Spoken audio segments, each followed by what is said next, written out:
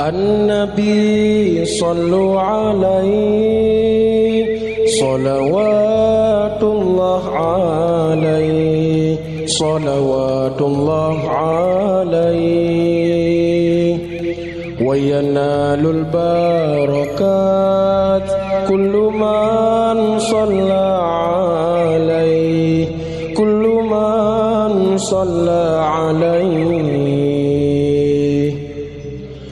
Mungkinkah diri ini dapat berjumpa Nabi di surga nanti, menjadi umat Nabi yang diakui, disayangi dan dicintai. Juga mustahil bagiku menggapai ridha ilahi tanpamu Nabi. Engkau panutan kami ya Muhammad Rasulullah ya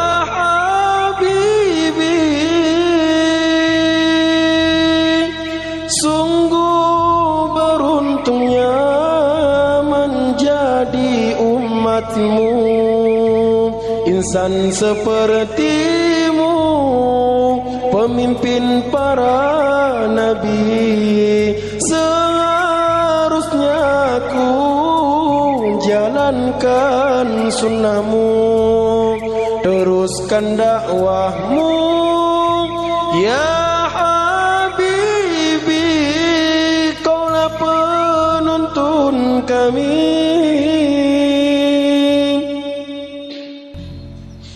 An-Nabi sallu alaihi salawatullah alaihi salawatullah alaihi wa yanalul barakat kullu man salla alaihi kullu man salla alaihi.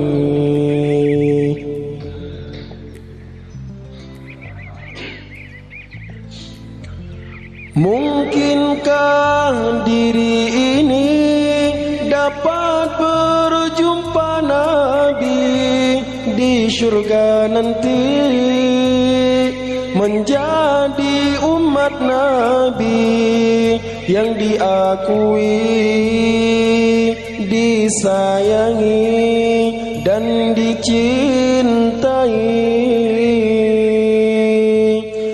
Juga mustahil bagiku menggapai ridha ilahi tanpamu Nabi. Engkau panutan kami ya Muhammad Rasulullah ya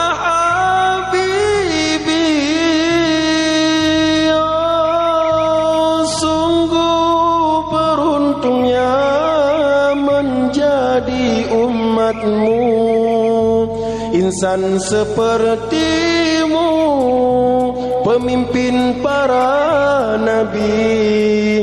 Seharusnya ku jalankan sunnahmu, teruskan dakwahmu ya Habibi, kaulah penuntun kami.